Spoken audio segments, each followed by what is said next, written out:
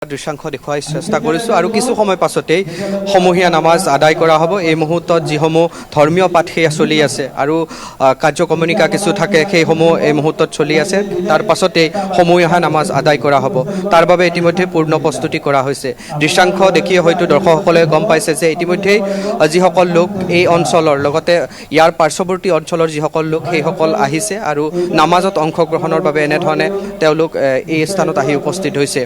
আমি বিভিন্ন স্থানৰ লগতে সমগ্ৰ ৰাজ্যৰ লগতে গুৱাহাটীৰ গাড়ীগাঁৱত কেনেধৰণৰ পৰিৱেশ সেয়া দেখুৱাবলৈ চেষ্টা কৰিছোঁ। কাৰণ এখন ঐতিহ্যমণ্ডিত আৰু অতিকৈ পুৰণি এখন ইছলাম ধৰ্মাৱলম্বী লোকৰ আচলতে বসতি প্ৰধান এলেকা এটা গাড়ীগাঁও আৰু এই গাড়ীগাঁৱত প্ৰতি বছৰে এনেধৰণে ঈদৰ সমূহীয়া নামাজ আদায় কৰা হয় এই ঈদগাহ ময়দানত আৰু এইবেলিও ব্যতিক্ৰম নহয়। তেনেধৰণে ঈদৰ সমূহীয়া নামাজ আয়োজন কৰা হৈছে আৰু ইয়াতে প্ৰায় 5,000 পৰা 8,000 লোক ইয়াতে সমবেত হৈ ঈদৰ নামাজ অনুষ্ঠিত কৰিব বুলি ইতিমধ্যে বিষয়ববীয়াসকলে জনাইছে বা ঈদগাহ কমিটিৰ যিসকল লোক আছে তেওঁলোকে জানিবলৈ দিছে। আমি দৃশ্যাংশ দেখুৱাই যোৱাৰ চেষ্টা কৰিছোঁ। দৃশ্যাংশ ND24 দৰ্শকসকলক দেখুওৱাৰ চেষ্টা কৰিছোঁ কাৰণ উল্লেখ কৰিব লাগিব আজিৰ এই পবিত্ৰ দিনটোত, আজিৰ এই বিশেষ দিনটোত প্ৰতিগৰাকী ইছলাম ধৰ্মী লোকসকলৰ মাজত আনন্দ উৎসাহৰ দিন। আনন্দ উৎসাহ এই মুহূৰ্তত পৰিলক্ষিত হৈছে সকলোৰে মনত। এই নমাজত অংশগ্ৰহণ কৰিব, তাৰ পাছতে ইজনে আনজনক আলিংগন কৰি আচলতে সকলোৱে ঈদৰ শুভেচ্ছা জ্ঞাপন কৰিব।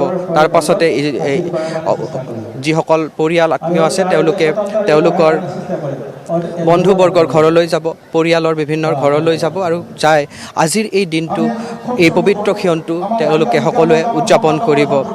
আমি দেখুৱাবলৈ চেষ্টা কৰিছোঁ। কিছু সময় পাছতেই নামাজৰ কাৰ্যক্ৰমণিকা আৰম্ভ হ'ব, নামাজ অনুষ্ঠিত হ'ব। তাৰ পূৰ্বে যিসমূহ ধৰ্মীয় পাঠ থাকে সেইসমূহ এই মুহূৰ্তত চলি আছে। মই এই মুহূৰ্তত গাড়ীগাঁৱৰ যি পৰিৱেশ সেয়া ND24 দৰ্শকসকলক দেখুৱাই যাবলৈ চেষ্টা কৰিছোঁ। এই মুহূৰ্তত যিহেতু ধৰ্মীয় পাঠ চলি আছে তাৰ বাবে আমি মন্তব্য লোৱাৰ চেষ্টা নকৰোঁ। কিছু সময় পাছতেই লোকসকলৰ মন্তব্য গ্ৰহণ কৰিবলৈ চেষ্টা কৰিম। কিন্তু এই মুহূৰ্তত আমি দৃশ্যাংশ দেখুৱাই যাবলৈ চেষ্টা কৰিম। বিভিন্ন স্থানৰ এনেধৰণে ইছলাম ধৰ্মাৱলম্বী বসতি যিসমূহ এলেকা আছে বিভিন্ন স্থানত এনেধৰণৰ আচলতে ঈদৰ নামাজৰ পৰিৱেশ বা ঈদৰ উখল মাখল পৰিৱেশ দেখিবলৈ পোৱা গৈছে। আৰু এমাহজোৰা ৰোজাৰ অন্তত এমাহ উপবাসে থাকি ইছলাম ধৰ্মাৱলম্বী লোকসকলে অন্তিমটো দিন অৰ্থাৎ এমাহজোৰাৰ ৰোজাৰ অন্তত শেষৰটো দিনত ঈদ উল ফিতৰ হিচাপে আয়োজন কৰে, ঈদ উল ফিতৰ হিচাপে উদযাপন কৰে। আৰু আজিৰ দিন, আজি সেই উৎসৱৰ দিন, আজি সেই পবিত্ৰ দিন, সকলো এই যি সমূহীয়া নামাজ, এই যি সমূহীয়া নামাজ, সেই সমূহীয়া নামাজত অংশগ্ৰহণৰ বাবে আহিছে।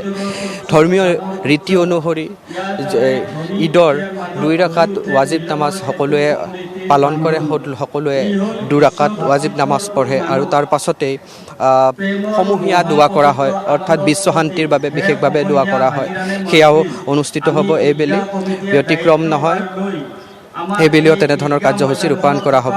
এই মুহূৰ্তত আমি দৃশ্যাংশ দেখুৱাই যাবলৈ চেষ্টা কৰিছোঁ যাতে মন্তব্য সংগ্ৰহ নকৰোঁ, কিয়নো ধৰ্মীয় যিসমূহ কাৰ্যক্ৰমণিকা সেয়া চলি আছে। কিছু সময় পাছতে নামাজ আৰম্ভ হ'লে নামাজৰ পোনপটীয়া সম্প্ৰচাৰো আমি দৰ্শকসকলক দেখুৱাই যাবলৈ চেষ্টা কৰিম। আৰু এয়া হৈছে গুৱাহাটীৰ গাড়ীগাঁও ঈদগাহ ময়দানৰ দৃশ্যাংশ। এই মুহূৰ্তত প্ৰায় 5,000 লোকৰ ইয়াতে সমাগম ঘটিছে আৰু এই যিখন ঈদগাহ ময়দান, এই ঈদগাহ ময়দানত প্ৰায় 5,000 পৰা 8,000 লোকৰ সমাগম হ'ব পৰা বা নামাজ আদায় কৰিব পৰা ব্যৱস্থা ইয়াতে গ্ৰহণ কৰা হৈছে। ইতিমধ্যেই ঈদগাহ কমিটিৰ যিসকল বিষয়ববীয়া আছে তেওঁলোকে উল্লেখ কৰিছে। আমি পৰ্যায়ক্ৰমে দৃশ্যাংশসমূহ দৰ্শকসকলক দেখুৱাই যাবলৈ চেষ্টা কৰিছোঁ। সকলোকে আচলতে আজিৰ এই বিশেষ দিনটোত, আজিৰ এই দিনটোৰ মহত্ব দুনাই কোৱাৰ প্ৰয়োজন নাই। প্ৰতিগৰাকী ইছলাম ধৰ্মাৱলম্বী লোকসকলৰ বাবে আজিৰ এই দিনটো পবিত্ৰ দিন। আজিৰ এই দিনটো হৈছে ভাতৃত্ববোধৰ দিন। আজিৰ এই দিনটো হৈছে সমন্বয়ৰ দিন। আজিৰ এই দিনটো এনেধৰণে প্ৰতিগৰাকী ইছলাম ধৰ্মী লোকসকলে পালন কৰিছে, উদযাপন কৰিছে। ইজনে আনজনক আলিংগন কৰি যিসমূহ সমাজৰ অসুৱা অশান্তি আছে সেয়া দূৰ কৰাৰ কামনা কৰিছে, লগতে শত্ৰুতা যদি কোনোবাৰ মনত আছে সেয়াও দূৰ কৰিছে আজিৰ এই বিশেষ দিনটোৰ পৰাই। আৰু এই মুহূৰ্তত যিহেতু যি ধৰ্মীয় পাঠ সেয়া চলি আছে, কিছু আমি দৃশ্যাংশ দৰ্শকসকলক দেখুৱাবলৈ চেষ্টা কৰিম, লগতে ধৰ্মীয় পাঠসমূহ আমি ND24 দৰ্শকসকলক শুনোৱাৰ চেষ্টা কৰিম। কিন্তু এয়া দেখুৱাবলৈ চেষ্টা কৰিছোঁ দৰ্শকসকলক গাড়ীগাঁও ঈদগাহ মৈদানৰ পৰা পোনপটীয়া সম্প্ৰচাৰ।